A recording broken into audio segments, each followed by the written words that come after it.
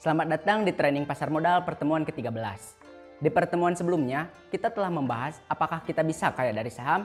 Nah, di pertemuan kali ini, kita akan membahas basic rasio yang biasa digunakan dalam membantu menganalisis saham yang akan kita beli.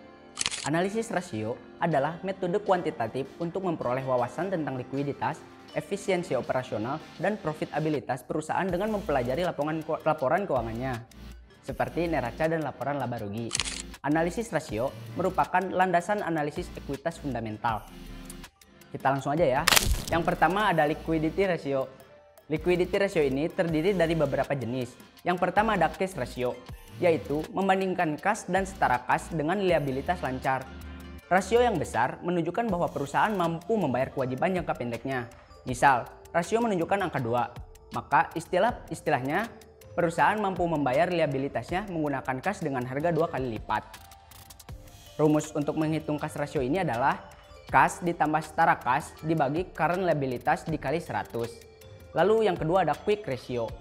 Aset lancar selain inventory dibandingkan dengan liabilitas lancar. Kenapa inventory tidak dimasukkan? Inventory tidak dimasukkan karena memiliki tingkat likuiditas yang paling kecil.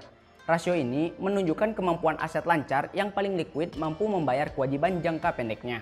Rumusnya adalah current asset dikurangi inventory dibagi current liabilities dikali 100. Lalu yang ketiga ada current ratio. Current ratio ini adalah membandingkan aset lancar dengan liabilitas lancar, memberikan informasi tentang sejauh mana perusahaan bisa menutupi kewajiban jangka pendeknya.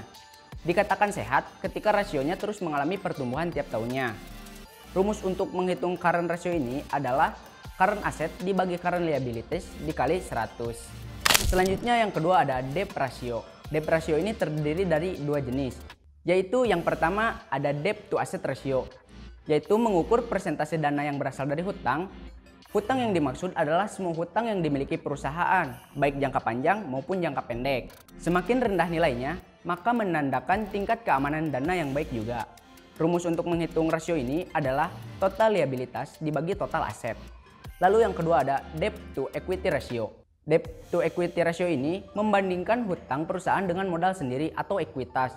Semakin tinggi rasio ini berarti modal sendiri semakin sedikit dibanding dengan hutangnya. Sebaiknya besarnya hutang tidak boleh melebihi modal sendiri agar beban tetapnya tidak terlalu tinggi. Semakin kecil rasio ini semakin baik atau bisa dikatakan semakin aman.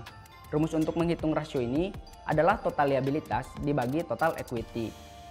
Sekian dari training pasar modal pertemuan ke-13. Sampai ketemu di pertemuan-pertemuan berikutnya.